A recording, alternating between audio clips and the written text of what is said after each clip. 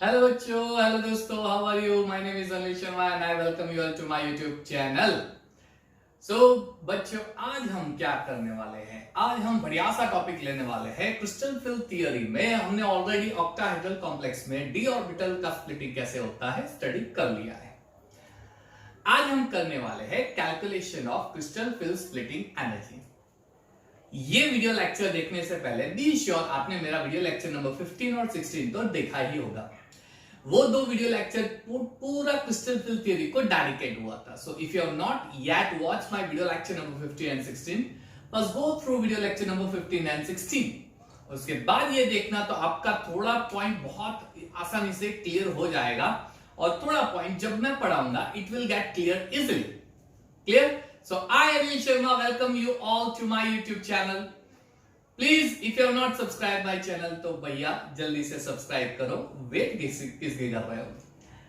Of course, if you like my video, click on the like buttons and give comment if you have any doubt, if you like my videos, if you love my videos, if somewhere if you will find mistake or you have some questions. Clear? And of course, click on the bell button so that जैसे मैं एक नया video lecture upload करूं आपको तुरंत notification मिल जाएगा। तो भैया आज के वीडियो लेक्चर में हम लोग क्या करने वाले हैं? हम लोग करने वाले हैं topic yes calculation of CFSE। CFSE यानी क्या? तो CFSE यानी क्रिस्टल फील्ड स्प्लिटिंग एनर्जी। ये क्रिस्टल फील्ड स्प्लिटिंग एनर्जी क्या होती है उसे समझना हो तो वीडियो लेक्चर नंबर 16 जरूर देखिए, एंड तक देखना। वहां पे पूरा बढ़िया सा आपको एक्सप्लेन करके दिया है। सो मेरे बच्चों, मेरे लाल, मेरे पीले, मेरे हरे, मेरे नीले बच्चों, आप पहले वहां पे जाके मेरा वीडियो लेक्चर जरूर देखना। क्या समझ में आया? बढ़िया सा, ठीक है। चलिए तो हम लोग कंटिन्यू करते हैं। So crystal field splitting energy आज हम क्या करने वाले हैं? तो basically we are going to calculate of crystal field splitting energy. So calculation of CFSE in high spin complex and in low spin complex. Clear? So CFSE की definition आपको पता ही है, नहीं पता है तो ये देख लो ध्यान से, मैं एक्सप्लेन करने वाला नहीं हूं। क्यों? वो एक्सप्लेनेशन ऑलरेडी वीडियो लेक्चर 16 में दे दिया है, तो वहां पे जाके आप वीडियो लेक्चर 16 एंड तक देखो, आपको वहां पे डेफिनेशन मिल जाएगी। वापस वही की वही चीज। फिर भी बताना हो तो दो एनर्जी स्टेट होते हैं T2G EG ऑर्बिटल, उसके बीच में जो एनर्जी गैप होती है that is the difference of that energy gap is called crystal field splitting energy. ठीक है? समझ में आया? समझ में नहीं आया? नहीं आया समझ में? चलिए तो बता देता हूं, कोई बात नहीं। मान लीजिए ये d ऑर्बिटल्स है आपके, पाई d ऑर्बिटल्स है इक्वल एनर्जी वाले।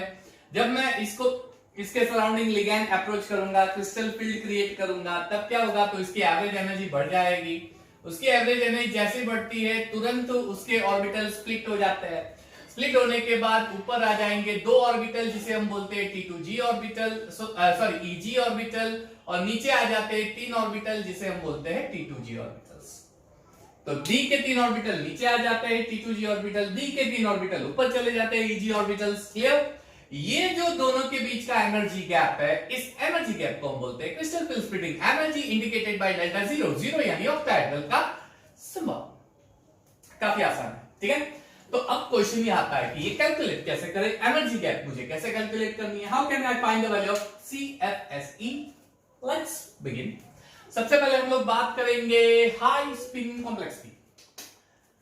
हाई स्पिन कॉम्प्लेक्स कब फॉर्म होता है? तो बच्चों एक चीज हमेशा याद रखना, हाई स्पिन कॉम्प्लेक्स कब फॉर्म होता है? एक ऑर्बिटल होता है, उसमें एक इलेक्ट्रॉन होता है, ठीक है, एक इलेक्ट्रॉन होता है।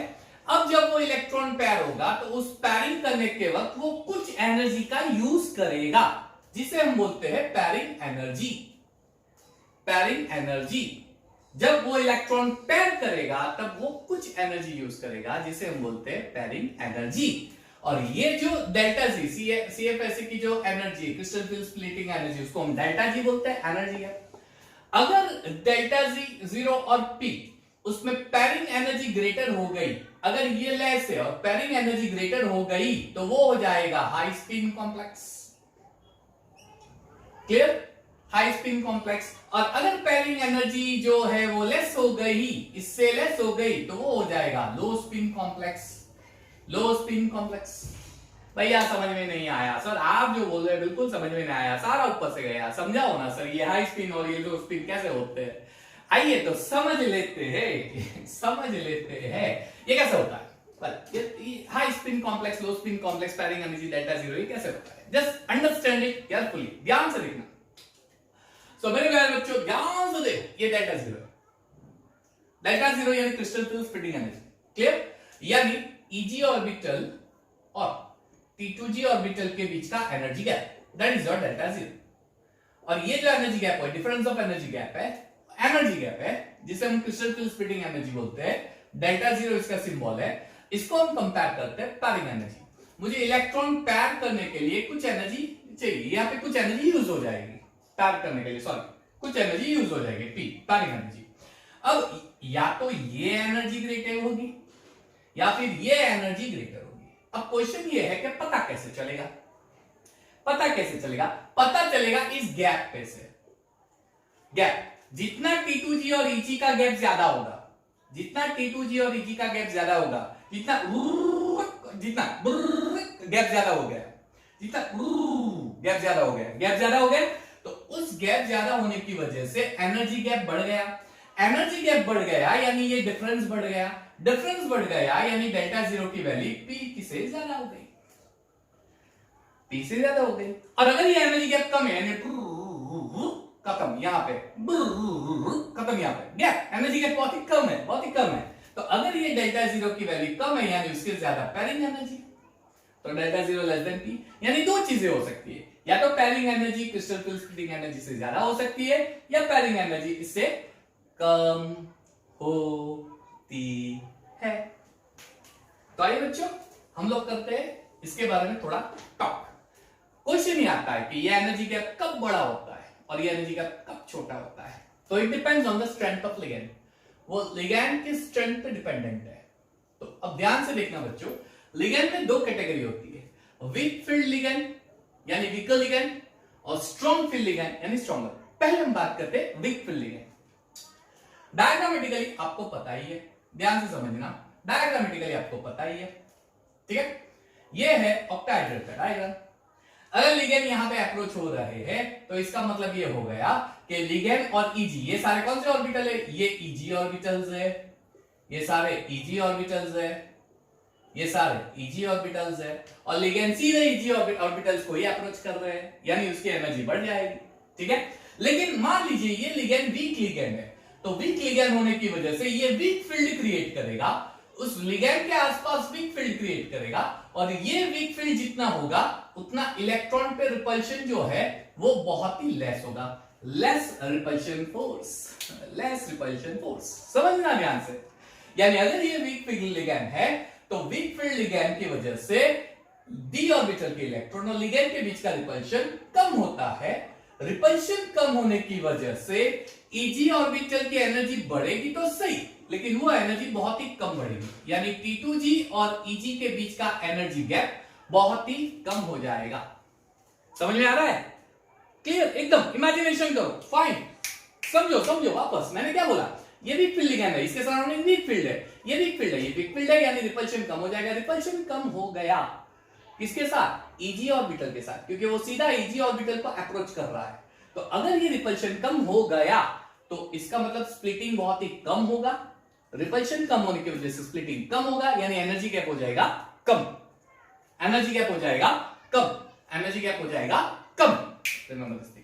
बच्चों ये याद रखना, यानी वीक फील्ड लिगैंड में एनर्जी गैप कम हो जाएगा, इसका मतलब डेल्टा जीरो की वैल्यू लेस होगी, एनर्जी गैप कम है तो डेल्टा जीरो की वैल्यू लेस हो गई, इसका मतलब पैरिंग एनर्जी ज्यादा हो गई। और जब ये केस आता है तब वो कॉम्प्लेक्स हंस रूल को फॉलो करेगा, दैट कॉम्प्लेक्स फॉलोज द हंस रूल। और हंस रूल क्या है, electron try to enter in all degenerate orbitals such that maximum electron remains unpaired। हंस रूल याद है, याद करो बच्चों, 11th स्टैंडर्ड का कॉन्सेप्ट है ये, आपको तो ये कॉन्सेप्ट आना ही चाहिए, क्या बात करते हो, है ना, आपको ये कॉन्सेप्ट आना चाहिए। 11th स्टैंडर्ड पीरियड टेबल का ये कॉन्सेप्ट है, बहुत इजी कॉन्सेप्ट, राइट। तो अगेन वीक फील्ड लिगेंड है तो डेल्टा जीरो की वैल्यू क्या कम हो गई, क्यों? क्योंकि वीक फील्ड लिगेंड की वजह से रिपल्शन कम हो गया, इसलिए delta zero less than. Clear? तो उस केस में हंस रूल फॉलो होगा। हंस रूल फॉलो होगा इसका मतलब क्या हुआ, समझना ध्यान से। T2G के 3 इलेक्ट्रॉन ऑर्बिटल्स है और G के 2। हंस रूल फॉलो हुआ, यानी एक इलेक्ट्रॉन यहां पे, दूसरा यहां पे, तीसरा यहां पे। अब ये एनर्जी गैप काफी कम है, काफी कम है, तो पैरिंग एनर्जी इतनी ज्यादा है, इसकी वजह से इलेक्ट्रॉन यहां पे पैर नहीं करेगा, वो सीधा इलेक्ट्रॉन जंप होके यहां पे आ जाएगा। अब 6th इलेक्ट्रॉन यहां पे पैर होगा, इसका मतलब यहां पे मैक्सिमम इलेक्ट्रॉन अनपेयर्ड रहने की ट्राई करेगा। एनर्जी गैप कम है, एनर्जी गैप भैया, एनर्जी गैप काफी कम है, दोनों के बीच में गैप कम है, गैप कम है, डिस्टेंस कम होता है, तो वो कोरोना सीधा चला जाएगा, सोशल डिस्टेंसिंग मेंटेन करना पड़ेगा। आ गया केस, समझो ध्यान से। सो अगर एनर्जी गैप कम है तो वो इलेक्ट्रॉन सीधा यहाँ पे चला जाएगा रादर देन मेकिंग हंस रूल फॉलो करेगा। तो उस केस में ये वैल्यू क्या होगी, क्रिस्टल फिल्म स्प्लिटिंग एनर्जी की वैल्यू क्या होगी, ध्यान से समझना। पहली चीज, जब ये ऑर्बिटल स्प्लिट होते हैं, यानी ये हो गया Eg ऑर्बिटल्स और ये हो गया T2G ऑर्बिटल्स, ध्यान से समझना। यहां पे याद हो तो ये है आपका बैरी सेंटर डेल्टा जीरो, जहां पे डेल्टा जीरो की वैल्यू जीरो हो जाती है। बैरी सेंटर डेल्टा जीरो की वैल्यू जीरो, याद रखना बैरी सेंटर। इसका मतलब ये एनर्जी गैप और ये एनर्जी गैप, उसकी एवरेज वैल्यू जीरो हो जाएगी, और जब इसकी एवरेज वैल्यू जीरो होती है तो उसमें से बैरी सेंटर पास होता है। अब क्वेश्चन ये है, ये एनर्जी गैप कितना है और ये कितना है। एक्सपेरिमेंटली ये फाइंड हुआ कि this energy gap is 0.6 delta zero and this energy gap is minus 0.4 delta zero. ये 0.6 डेल्टा जीरो है, ये minus 0.4 डेल्टा जीरो है, ठीक है। ये 0.6 और ये minus 0.4 डेल्टा जीरो, या फिर आप बोल सकते हो this is 3/5 delta zero and this is 2/5 delta zero. इसका एवरेज ऑलवेज जीरो ही आता है, इसका एवरेज ऑलवेज जीरो आता है, वो मैं बाद में बताता हूं, ये कैलकुलेशन में आपको पता चल जाएगा, ठीक है। यानी पैरिंग एनर्जी है। अगर मुझे crystal film splitting energy find करनी है तो उसके लिए फॉर्मूला, अभी एक फॉर्मूला दे रहा हूं आपको। Crystal film splitting energy find करनी है तो 0.6 multiply by delta zero multiply by, यहां पे मैं कर देता हूं x plus minus 0.4 multiply by delta zero multiply by y। Clear student, ध्यान से समझना, ये बहुत ही इंपॉर्टेंट टॉपिक है बच्चे लोग, वाव कॉन्सेप्ट है, इसे मैं वाव कॉन्सेप्ट बोलता हूं, वाव कॉन्सेप्ट है।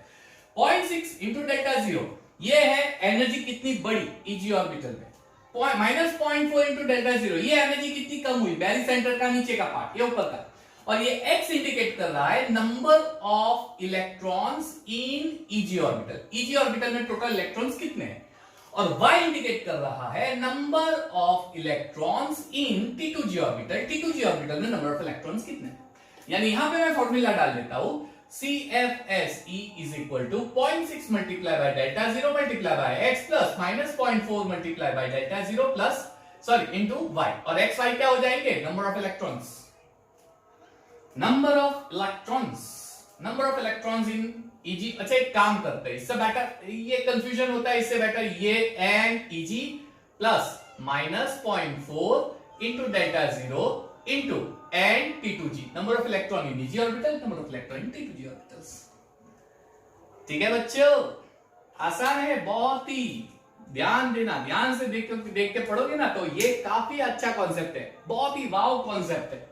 So this is going to be very important for you, remember this thing, ये बहुत इंपॉर्टेंट है। और ये ध्यान दो, यहां पे मैं लिखता हूं d ऑर्बिटल के इलेक्ट्रॉन्स, उस d ऑर्बिटल में पहले T2G में इलेक्ट्रॉन कितने होंगे, फिर Eg में इलेक्ट्रॉन कितने होते हैं, फिर मैं फाइंड करता हूं नंबर ऑफ अनपेयर्ड इलेक्ट्रॉन, ठीक है, नंबर ऑफ अनपेयर्ड इलेक्ट्रॉन, फिर मैं फाइंड करता हूं कि मैग्नेटिक मोमेंट क्या होगा, म्यू, जिसकी फॉर्मूला है square root into n into bracket n plus 2। फिर ये पैरामैग्नेटिक है या डायमैग्नेटिक है, मैग्नेटिक प्रॉपर्टी आप बोल सकते हो, मैग्नेटिक प्रॉपर्टी, और उसके बाद यहां पे आएगा CFS, एक पूरा टेबल बना रहा है, पूरा टेबल, कॉम्प्लेक्स की एक पूरी जानकारी आपको हो जाएगी। कहीं पे भी क्वेश्चन आएगा, कॉम्पिटिटिव लेवल बोर्ड कहीं पे भी क्वेश्चन आएगा, ये याद रखो, दिमाग में हो जाएगा, वाव कॉन्सेप्ट है, वाव कॉन्सेप्ट हो जाएगा एकदम, ठीक है, बढ़िया सा पॉइंट है ये। चलिए ध्यान दीजिए, अब हम लोग 1 by 1 इलेक्ट्रॉन लेते हैं, 1 by 1 इलेक्ट्रॉन लेते हैं। चलिए 1 by 1 इलेक्ट्रॉन लेते हैं। सबसे पहले डी में 1 इलेक्ट्रॉन, फिर डी में 2 इलेक्ट्रॉन, डी में 3 electron, 4 electron, 5 electron, 6 electron, 7 electron, 8 electron, 9 electron, 10 electron. ठीक है, डी में 1। अच्छा याद रखना मैंने क्या बोला, नीचे T2G इसकी एनर्जी लेस है और Eg की ज्यादा है। T2G में 3 ऑर्बिटल होते हैं, Eg में 2 ऑर्बिटल। सबसे पहले इलेक्ट्रॉन कहां पे जाएगा भैया, Aufbau principle, periodic table Aufbau principle क्या है, सोचो सोचो मेरे लाल, मेरे पीले, मेरे हरे नीले बच्चे, क्या आएगा प्रिंसिपल, याद है, electron first of all enter into lower energy orbital and then it moves to higher energy orbital. सबसे पहले इलेक्ट्रॉन लोअर एनर्जी ऑर्बिटल में जाएगा, फिर यानी इलेक्ट्रॉन सबसे पहले इस वैकेंट ऑर्बिटल में जाते हैं, उसके बाद यहां पे। क्लियर? अच्छा डी में 1 इलेक्ट्रॉन है, ऑब्वियसली लोअर ऑर्बिटल में जाएगा यानी यहां पे जाएगा, यानी T2G में हो जाएगा 1 इलेक्ट्रॉन, Eg में 0 electron. Number of unpaired electron कितने हो गए 1 डाल दो यहां पे, आंसर क्या आ जाएगा 1 × 1 + 2 यानी √3। ऑब्वियसली ये क्या हो जाएगा, तो paramagnetic in nature. What about crystal film splitting energy, crystal film 1 की वैल्यू किस में डालोगे, T2G यानी यहां पे 1 डालोगे क्योंकि इलेक्ट्रॉन T2G में, तो इसको डाल देंगे 0। अब यहां पे नंबर ऑफ इलेक्ट्रॉन भी नहीं है तो 0, यानी ये पूरी टर्म हो गई 0, ये पूरी टर्म हो गई 0, यहां पे 1 डाला तो आंसर क्या आया -0.4 डेल्टा 0। आसान है, अरे आसान है बाबा, अरे ओ सांबा ये बहुत ही आसान है, इससे काहे डरते हो, ये तो आपके लिए बहुत ही आसान सी चीज है। अब यहां पे सारे इलेक्ट्रॉन डालते जाओ, कैलकुलेट करते जाओ, इलेक्ट्रॉन डालते जाओ, कैलकुलेट करते जाओ, आपका पूरा एक कॉम्पिटिटिव और बोर्ड लेवल का क्वेश्चंस रेडी हो गया। ठीक है, चलिए जाते हैं नेक्स्ट इलेक्ट्रॉन की ओर। आ गया आपके सामने D2 electron, 2 electron according to Hund's rule. अब वो तो हो गया 1 इलेक्ट्रॉन। अब दूसरा इलेक्ट्रॉन क्या करेगा, यहां पे पहले नहीं, यहां पे पहले क्यों नहीं करेगा, क्योंकि ये डीजनरेट ऑर्बिटल है और हंस रूल फॉलो करेगा। डीजनरेट ऑर्बिटल में हंस रूल क्या फॉलो करता है, 1 इलेक्ट्रॉन फिर दूसरा इलेक्ट्रॉन पैर नहीं होगा, वो दूसरे ऑर्बिटल में जाएगा। Maximum electron try to remain unpaired, maximum electron try to remain unpaired, यानी दूसरा इलेक्ट्रॉन यहां पे जाएगा। अब T2G में कितने इलेक्ट्रॉन हो गए, यानी 2, यहां पे तो 0 ही है, यानी ये पूरी टर्म 0 हो गई। क्या आसान सा क्वेश्चन है ना। तो अब डाल दो 2 × -0.4 यानी ये हो जाएगा -0.8 डेल्टा 0। 2 इलेक्ट्रॉन अनपेयर्ड है यानी ये हो गया पैरामैग्नेटिक कॉम्प्लेक्स। इसमें 2 की वैल्यू डाल दो, 2 + 2 4 2 8 यानी √8 हो जाएगा। Number of unpaired electron 2 Eg में 1 भी नहीं है, 2 T2G में। पट पट पट कैलकुलेट कर लो, समझ में आ जाएगा। तो मैं करूंगा उससे पहले तो आप करके रख दोगे, आप कितना आसान हो गया आपके लिए, है ना भैया, बहुत ही आसान है। अब 3 है, 4 है, 5 ऐसा होगा नहीं, यहां पे मैंने गलती कर दी। कैसे, देखो 3 इलेक्ट्रॉन, तो यहां पे 3 इलेक्ट्रॉन हो गए। Eg में तो 1 भी नहीं है, Eg में 1 भी नहीं इलेक्ट्रॉन है, ठीक है, तो 0। अब 3 अनपेयर्ड इलेक्ट्रॉन हो गए, तो 3 + 2 5 3 15 यानी स्क्वायर रूट हो गया 15। 3 अनपेयर्ड इलेक्ट्रॉन है, पैरामैग्नेटिक पैरामैग्नेटिक 3 डाल दो, 3 4 12 यानी 1 -1.2 डेल्टा 0। हाँ, फीलिंग रिलैक्स्ड। आसान है भाई, काफी आसान है, काफी आसान है। आप जो सोच रहे हो उतना डिफिकल्ट नहीं है, काफी आसान है। ठीक है, 4 इलेक्ट्रॉन, चलो अब क्या करेंगे, 3 इलेक्ट्रॉन और 4th इलेक्ट्रॉन क्या यहां पे पैरा करेंगे, नहीं, क्यों करेंगे, क्यों, एनर्जी गैप तो कम है, एनर्जी गैप कम है, यानी डेल्टा 0 की वैल्यू लेस है, यानी वो इलेक्ट्रॉन पैर करने की बजाय इलेक्ट्रॉन यहां पे डाल देगा, यानी 4th इलेक्ट्रॉन आएगा यहां पे। जब वीक फील्ड लिगेंड होता है तब पैरिंग एनर्जी ग्रेटर होती है, ये लेस होती है। पैरिंग एनर्जी, अब सोचो कि इलेक्ट्रॉन पैर करने के लिए बहुत सारी एनर्जी चाहिए, इससे बेटर तो मैं ये एनर्जी का यूज करके यहां पे इलेक्ट्रॉन डाल दूं। क्यों पैर करूं मैं, मुझे क्या काम है पैर करने का, यहां पे इतने पैसे क्यों खर्च करूं मैं, जब सस्ते में काम बढ़ रहा हो, है ना। इलेक्ट्रॉन पैर करने के लिए बहुत सारे पैसे चाहिए, क्यों खर्च करूं, सस्ते में यहां पे इलेक्ट्रॉन डाल देता हूं, खत्म। Remember this thing, it's quite simple for you। यानी जब ये एनर्जी कम होती है, पैरिंग एनर्जी ज्यादा है, यानी पैरिंग एनर्जी के लिए बहुत सारी एनर्जी रिक्वायर्ड है, तो इलेक्ट्रॉन पैर नहीं करेगा, इतनी एनर्जी क्यों वेस्ट करे, वो इलेक्ट्रॉन चला जाएगा ऊपर। यानी अब हो गया इसमें 3 और इसमें 1 electron. Number of unpaired electron कितने हो गए, 5। नंबर ऑफ अनपेयर्ड इलेक्ट्रॉन 5 हो गए, 5। अब बताओ तो नंबर ऑफ अनपेयर्ड इलेक्ट्रॉन हो गए 5। अब क्या होगा, तो यहां पे वैल्यू डाल दो 5, 5 + 2 7, 7 5 जा 35। स्क्वायर रूट में क्या आंसर आएगा आपका 1 2 3 4, सॉरी 4 है, 5 नहीं 4 है, आई एम सॉरी। 4 + 2 8 4 जा 32, 32 unpaired electron paramagnetic in nature. अब आपको समझ में आएगा, अब यहाँ पे 0 इलेक्ट्रॉन नहीं है, यहाँ पे 1 इलेक्ट्रॉन है और यहाँ पे 3 इलेक्ट्रॉन है। ये 1 इलेक्ट्रॉन है यानी -0.6 डेल्टा 0 प्लस ये 3 इलेक्ट्रॉन है यानी -1.2 डेल्टा 0। अब इसको माइनस करो, आंसर क्या आएगा आपका, इसको माइनस करोगे तो -0.6 डेल्टा 0। Correct, correct. देखो कैसे, आपको समझाता हूं। वो है 0.6 इंटू डेल्टा 0 इंटू 1, तो ये तो हो गया 0.6 डेल्टा 0। वो है -0.4 इंटू डेल्टा 0 इंटू 3, तो ये हो जाएगा -1.2 डेल्टा 0। ये और ये माइनस कर दो, आंसर 0.6 और ग्रेटर नंबर साइन माइनस है यानी -0.6 डेल्टा 0। आसान है, काफी आसान है, ठीक है, काफी आसान है, ठीक है, it's very easy for you. चलिए अब 5 इलेक्ट्रॉन है, 5 इलेक्ट्रॉन यानी एक इलेक्ट्रॉन यहां पे चला गया। चलिए एक इलेक्ट्रॉन यहां पे चला गया, कहां पे, यहां पे एक इलेक्ट्रॉन। चलिए तो ये हो जाएगा 3 and 2, total electron 5 unpaired, 5 unpaired electron, 5 unpaired electron, ठीक है। Total number of electron unpaired हो जाएंगे 5।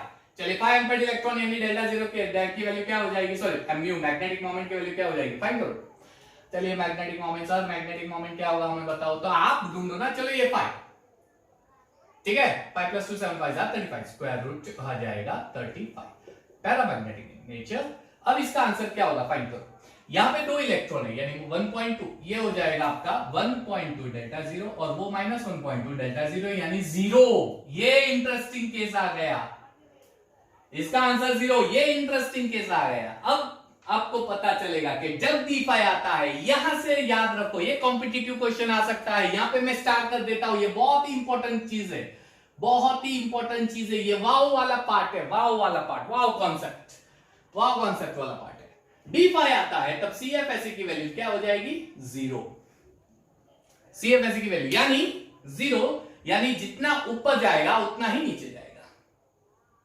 सिंपल, ऐसा हो कि नहीं हो हमें नहीं पता, लेकिन डेल्टा 0 0 आता है, 0 आता है, इतना याद रखना। किसकी वैल्यू, CFSE की value 0, crystal field splitting energy. Clear, तो क्या डायरेक्ट सेंटर से ट्रांसफर आएगा एक्सेट्रा, ये नहीं, स्प्लिटिंग तो होगा लेकिन कुछ इस तरह से हमें डेल्टा 0 की वैल्यू 0 होगी। 5 के लिए जब d5 इलेक्ट्रॉन होता है, वीक फील्ड लिगैंड होता है, तो नंबर ऑफ अनपेयर्ड इलेक्ट्रॉन के काउंट करने से आपको मिलेंगे मैग्नेटिक मोमेंट। मैग्नेटिक मोमेंट पे से आप फाइंड कर सकते हो पैरामैग्नेटिक, डायमैग्नेटिक, और फिर आपको मिलेगा क्रिस्टल फिल्ड स्प्लिटिंग एनर्जी, ठीक है, ये याद रखना। चलिए d6, d6 6 इलेक्ट्रॉन है। चलिए 6 इलेक्ट्रॉन यानी अब आपको पैर, क्योंकि अब कोई ऑप्शन ही नहीं बचा, सारे इलेक्ट्रॉन आ गए, अब तो कोई ऑप्शन ही नहीं बचा, अब तो यहाँ पे पैर ही करना पड़ेगा, पैर करना पड़ेगा। अच्छा T2G में हो गए 4 इलेक्ट्रॉन, EG में 2, लेकिन नंबर ऑफ अनपेयर्ड इलेक्ट्रॉन कितने हो गए, इसके जैसे 4, यानी अब क्या होगा, स्क्वायर रूट 32 पैरामैग्नेटिक। अब देखो भैया ये बहुत ही इंपॉर्टेंट चीज हो गई, ये 4 है, 4 4 जा 16 -1.6 प्लस ये 2 है, 2 6 जा 12। अब इसको मल्टीप्लाई करोगे, देखो दिखा देता हूं, 0.6 into delta 0 into 2 plus -0.4 into delta 0 into 4, तो ये वैल्यू हो जाएगी 1.2 डेल्टा 0 माइनस ये हो जाएगी 1.6 डेल्टा 0। इसका आंसर क्या आएगा,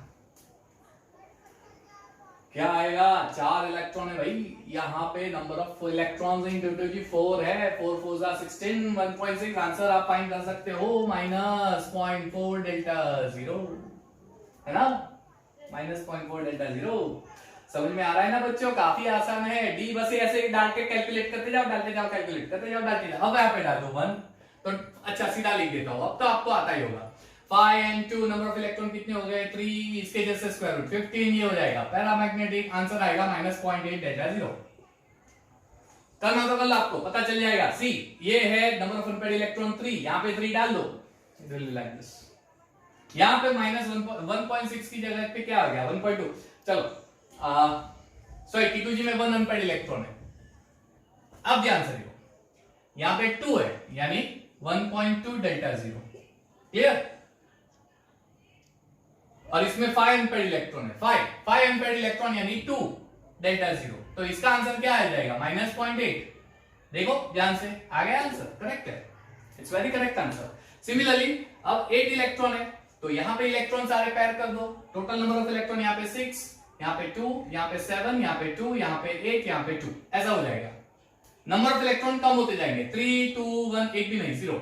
number of electron unpaired electron 0 यानी 0 यानी ये हो जाएगा डायामैग्नेटिक। सिंपल। अच्छा यहां पे कैलकुलेशन करते हैं, 6 इलेक्ट्रॉन T2G में, 6 इलेक्ट्रॉन T2G में, तो ये कितना हो जाएगा? 6 4 24 -2.4 और ये -1.2, तो ये कितना हो जाएगा आंसर? अब फाइंड कर लो, -1.2 डेल्टा जीरो आंसर आएगा। अब गेटिंग मी है ना? अब देखो पूरा उल्टा जा रहा है, पूरा उल्टा जा रहा है ना? यस। अब ये स्क्वायर रूट 15 है, ये स्क्वायर रूट 8 हो जाएगा, ये स्क्वायर रूट 3 हो जाएगा, ये पैरामैग्नेटिक, ये पैरामैग्नेटिक और ये हो जाएगा डायामैग्नेटिक। क्लियर? अब क्रिस्टल फिल्ड स्प्लिटिंग एनर्जी आप फाइंड कर सकते हो, आसानी से फाइंड कर सकते हो। ठीक है, यहाँ पे 2 इलेक्ट्रॉन, तो अब इलेक्ट्रॉन यहाँ पे हो गए 3, सॉरी मिस्टेक की ना हमने, यस, यहाँ पे 6 और 8 यानी 3 और 2 5, यह हो जाएगा 3, यहां पे हो जाएगा 3 और ये हो जाएगा 4। ठीक है, क्योंकि पैर होगा तो 3 इलेक्ट्रॉन, फिर वापस पैर होगा तो 4 इलेक्ट्रॉन। अब कैलकुलेशन कर दो, आपको कैलकुलेशन करना है। चलिए कैलकुलेशन करेंगे तो आंसर क्या आएगा? वहां पे देखो 0.6 into delta zero into number of electron Eg में, इसका कैलकुलेट करता हूं, इसका बाद में देखते हैं। चलो number of electron 4 plus 0.4 -0.4 sorry -0.4 into delta zero into number of electron कितने हो गए? 8। चलो 6 4 फाइंड कर लो, 2.4 delta zero number of electron, right? Number of electron यहाँ पे कितने? सॉरी 6 के 6 ही रहेंगे। I am making mistake over here, I am absolutely sorry बच्चों, एक्साइटमेंट आ गया पढ़ाते पढ़ाते, क्या करें, आपको समझ में आ जाएगा। ठीक है, अब 6 ही है, ये 6 ही रहेगा, इसमें कोई चेंज नहीं आएगा। तो ये आ जाएगा 6 4 24 यानी -2.4 डेल्टा जीरो, दोनों कैंसिल हो जाएंगे, आंसर क्या आ जाएगा? 0 यहाँ पे। अगर ये 6 रहेगा तो ये तो -2.4 डेल्टा जीरो ही रहेगा। अब इसमें कितना इलेक्ट्रॉन हो गए? नंबर ऑफ इलेक्ट्रॉन इसमें 3 कर देंगे, 3 6 18 यानी 1.8 डेल्टा जीरो। दोनों का डिफरेंस क्या आता है आप देख लो, माइनस करके देख लो, आपको पता चल जाएगा। -0.6 का डिफरेंस आएगा, इसमें -1.2 डेल्टा जीरो। तो अब इसका मतलब ये हो गया कि अगर कॉम्पिटिटिव लेवल पे क्रिस्टल फिल्ड स्प्लिटिंग एनर्जी का कैलकुलेशन आए तो कुछ इस तरह से कर सकते हो। ये चीज बहुत ही इंपॉर्टेंट है। 2 जगह पे है जहां पे ये एनर्जी 0 होती है, एक है ये D5 पे और ये है ये D10 पे। D10 पे अगर D10 पे आया तो वापस वाव कॉन्सेप्ट हो गया, ये हो गया आपका वाव कॉन्सेप्ट। बहुत ही इंपॉर्टेंट है, पूरा टेबल बहुत इंपॉर्टेंट है। ठीक है, पूरा टेबल बहुत इंपॉर्टेंट है, अगर समझ में आ गया होगा। इसका स्क्रीनशॉट ले लो, ये आपके लिए बहुत इंपॉर्टेंट है कॉम्पिटिटिव लेवल के लिए। तो अब देखते हैं आगे नेक्स्ट टॉपिक। हमने देखा है कि अगर वीक फील्ड लिगेंड है तो वीक फील्ड लिगेंड के अंदर पैरिंग एनर्जी और CFSE का ये रिलेशन आएगा, तो वो फॉलो करेगा हंस रूल को। उस कॉम्प्लेक्स जो फॉर्म करेगा उस कॉम्प्लेक्स को हम हाई स्पिन कॉम्प्लेक्स बोलते हैं। यानी हाई स्पिन कॉम्प्लेक्स में delta zero less than P होता है और ये वीक फील्ड लिगेंड में पाया जाता है। क्रिस्टल फील्ड स्प्लिटिंग एनर्जी की फॉर्मूला क्या है? तो वो बहुत ही सिंपल है, 0.6 delta zero into number of electrons in Eg orbital plus -0.4 delta zero into number of electron in T2G orbital. ये बहुत ही सिंपल सी चीज है। ठीक है, चलिए अब बात करते हैं स्ट्रॉन्ग फील्ड लिगेंड की। स्ट्रॉन्ग फील्ड लिगेंड यानी लिगेंड के आसपास जो इलेक्ट्रिक फील्ड होगा वो बहुत ही स्ट्रॉन्ग होगा। स्ट्रॉन्ग इलेक्ट्रॉन फील्ड होने की वजह से स्प्लिटिंग का होगा, लेकिन वो स्प्लिटिंग जो होगा उसमें T2G और Eg के बीच का एनर्जी गैप काफी ज्यादा हो जाएगा। यानी डेल्टा जीरो की वैल्यू पैरिंग से भी बहुत ज्यादा हो जाएगी। अब मान लीजिए कि एक इलेक्ट्रॉन यहां है, दूसरा यहां पे, तीसरा यहां पे है। अब फोर्थ इलेक्ट्रॉन क्या जंप करके यहां पे जाएगा? नहीं, क्योंकि अगर यहां पे जाएगा तो उसको काफी एनर्जी खर्च करनी पड़ेगी, काफी एनर्जी यूटिलाइज करनी पड़ेगी। इससे बेटर है कि वो पैरिंग एनर्जी का यूज करके यहां पे इलेक्ट्रॉन पैर कर दे। सिंपल है। यानी वो इलेक्ट्रॉन Eg में नहीं जाएगा, क्योंकि वो Eg में जाने के लिए काफी सारी एनर्जी यूज कर देगा। रादर देन दैट वो Eg में जाने के बजाय पैरिंग एनर्जी यूज करके इलेक्ट्रॉन पैर कर देगा। यानी जब तक ये T2G में सारे इलेक्ट्रॉन पैर नहीं होंगे तब तक एक इलेक्ट्रॉन वहां पे नहीं जाएगा, एक भी इलेक्ट्रॉन नहीं जाएगा। यानी 6 इलेक्ट्रॉन तक Eg में एक भी इलेक्ट्रॉन नहीं होंगे, 0, 6 इलेक्ट्रॉन तक, यानी T2J में 1 2 3 4 5 6। उसके बाद ये कॉमन रहेगा, 6 कॉमन रहेगा, 6 विल बी कॉमन। फिर Eg में 1 2 3 4 इलेक्ट्रॉन रहेंगे। Sorry, I'll start from 1 2 3 and 4। तब तक ये सारे 0 ही रहेंगे, 0। यानी आप देख सकते हो कि up to 3 electron there will be unpaired electron, up to 3, यानी 1 2 3। उसके बाद क्या होगा, इलेक्ट्रॉन पेयर करना चालू कर देगा, यानी फोर्थ इलेक्ट्रॉन T2J में जाएगा तो 2 अनपेयर्ड इलेक्ट्रॉन होंगे। फिफ्थ इलेक्ट्रॉन Eg में T2J में जाएगा, यानी 1 अनपेयर्ड इलेक्ट्रॉन, और सिक्स्थ इलेक्ट्रॉन यहां पे जाएगा, यानी एक भी अनपेयर्ड इलेक्ट्रॉन नहीं। दैट मींस ये हो गया डायामैग्नेटिक। उसके बाद इलेक्ट्रॉन Eg में जाएगा तो वापस एक अनपेयर्ड इलेक्ट्रॉन होगा, फिर दूसरा इलेक्ट्रॉन दूसरे Eg में जाएगा तो वापस 2 अनपेयर्ड इलेक्ट्रॉन होंगे, फिर Eg में इलेक्ट्रॉन पेयर होगा तो अब एक अनपेयर्ड इलेक्ट्रॉन हो गया, फिर वापस Eg में पेयर करेगा तो 0 अनपेयर्ड इलेक्ट्रॉन, यानी यहां पे भी हो जाएगा डायामैग्नेटिक। तो म्यू की वैल्यू यहां पे हो जाएगी 0। इसका मतलब लो स्पिन कॉम्प्लेक्स जो है, इसमें 2 ऑर्बिटल ऐसे होंगे, सॉरी 2 टाइप के कॉम्प्लेक्स ऐसे होंगे जहां पे डायामैग्नेटिक पाया जाएगा, एक D6 और एक हो जाएगा D10। जबकि strong field complex, sorry weak field complex में हमने देखा, हाई स्पिन कॉम्प्लेक्स में हमने देखा कि सिर्फ D10 में मैग्नेटिक मोमेंट 0 होता है, सिर्फ और सिर्फ D10 में। याद रखना, कॉम्पिटिटिव के लिए बहुत इंपॉर्टेंट है, very important for competitive exams, ठीक है। तो अब बच्चों ये चीज है कि स्ट्रॉन्ग फील्ड लिगेंड है, इसमें डेल्टा 0 की वैल्यू P से ग्रेटर हो गई, तो ये जो होगा वो हंस रूल को फॉलो नहीं करेगा। इट विल नॉट फॉलो हंस रूल, यानी सारे ऑर्बिटल में इलेक्ट्रॉन नहीं जाएगा, पहले T2J में पैरिंग होंगे, फिर Eg में जाएगा, तो उस कॉम्प्लेक्स को हम बोलते हैं लो स्पिन कॉम्प्लेक्स या फिर लो spin state.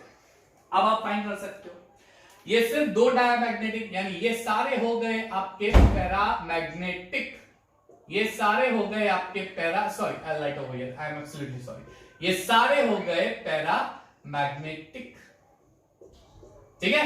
This all will be paramagnetic, understood. Now you can find the value of magnetic moment. अगर 1 है तो स्क्वायर रूट 3, ठीक है, अगर 2 है तो स्क्वायर रूट 8, अगर 3 है तो स्क्वायर रूट 15, अगर 4 है, सॉरी वापस 2 आया, देखो स्क्वायर रूट 8, और वापस 1 आया, यानी स्क्वायर रूट 3।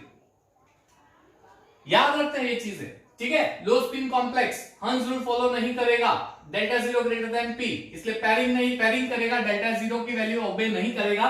वो डेल्टा 0 की एनर्जी यूज करना चाहेगा तो काफी एनर्जी यूज हो जाएगी, इससे भला वो तो पैर कर देगा, वो बेटर है, ठीक है। चलिए, तो वापस एक अनपेयर्ड इलेक्ट्रॉन यानी √3, 2 अनपेयर्ड इलेक्ट्रॉन यानी √8 और √3, यानी 3 जगह पे आप √3 वैल्यू देख सकते हो, 4 जगह पे, सॉरी 4 जगह, ठीक है।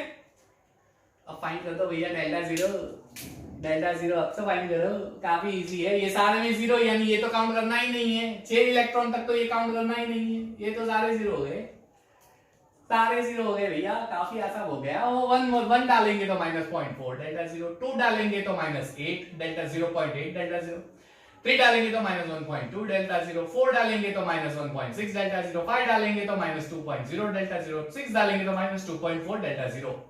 कितना आसान है, कितना आसान है ना। एक इलेक्ट्रॉन ऐड कर देते हो, आपको मिलता जाएगा, सीधा। अब ध्यान से देखो, अब यहाँ पे एक इलेक्ट्रॉन लेना है, ये तो है आपका -0.24 डेल्टा 0, यानी यहां से लेके यहां तक सभी में ये वैल्यू -0.24 डेल्टा 0 रहेगी। अब Eg की चेंज हो जाएगी, अगर 1 है तो 0.6 माइनस करो, आंसर आ जाएगा 1.8 डेल्टा 0। अगर 2 है तो हो जाएगा 1.2, माइनस करो, आंसर आ जाएगा -1.2 डेल्टा 0, माइनस करोगे तो गेटिंग मी, ठीक है। अब नेक्स्ट यहां पे अब Eg में कितने इलेक्ट्रॉन है, 3, तो यहां पे मल्टीप्लाई कर दो 3, सो 3 मल्टीप्लाई करोगे तो क्या हो जाएगा, Eg के 3 6 18, यानी हो जाएगा 1.8 डेल्टा 0, माइनस करोगे तो आएगा -1.6 डेल्टा 0, एंड लास्टली Eg में 4 इलेक्ट्रॉन है तो इसको इंटू 4 6 और 24, यानी ये हो जाएगा 0.24, सॉरी 2.4, आई एम सॉरी, ये सब जगह पे 2.4 आएगा, 2.4 माइनस माइनस हो जाएगा 0, यानी ये हो जाएगा 0 CFSE वैल्यू। यानी स्ट्रॉन्ग फील्ड लिगेंड में D10 इलेक्ट्रॉन में क्रिस्टल फील्ड स्प्लिटिंग एनर्जी 0 हो जाती है। हमने देखा है कि अगर वीक फील्ड लिगेंड है तो वहां पे CFS की वैल्यू 0 कब होती है, तो D5 और D10 में होती है। दूसरी चीज यहां पे D5 और D6, now this is going to be very important for you, if it's D6 and D10 electron, ठीक है, ये वाव वाला कॉन्सेप्ट आ गया। D6 और D10, यहां पे D6 और D10 ये ऐसे है जहां पे मैग्नेटिक मोमेंट की वैल्यू 0 हो जाती है, ठीक है। D6 और D10 में मैग्नेटिक मोमेंट 0 यानी डायमैग्नेटिक होते हैं। वीक फील्ड लिगेंड में सिर्फ और सिर्फ D10 इसमें ही 0 होता है, वो हो जाता है अगेन डायमैग्नेटिक प्रॉपर्टी। तो बच्चों ये काफी इजी सा कॉन्सेप्ट है, करना कुछ नहीं है, सिर्फ आपको ये फॉर्मूला याद रखनी है। इस फॉर्मूला के बेस पे सारी डी वैल्यू सिलेक्ट करके you can find all the values easily, ठीक है बच्चों। तो यहां पे हम लोग खत्म कर रहे हैं video lecture number 17, crystal field splitting energy की वैल्यू कैसे कैलकुलेट करते हैं, ठीक है। नेक्स्ट वीडियो लेक्चर में हम लोग बात करेंगे colour, magnetic property etcetera etcetera की। So keep watching my video, keep preparing your JEE NEET level, all videos will be up to JEE NEET levels. तो मेरे साथ जुड़े रहिएगा, आपको सारे video lecture JEE NEET level तक मिलते रहेंगे। Keep watching my videos and thank you, have a nice time.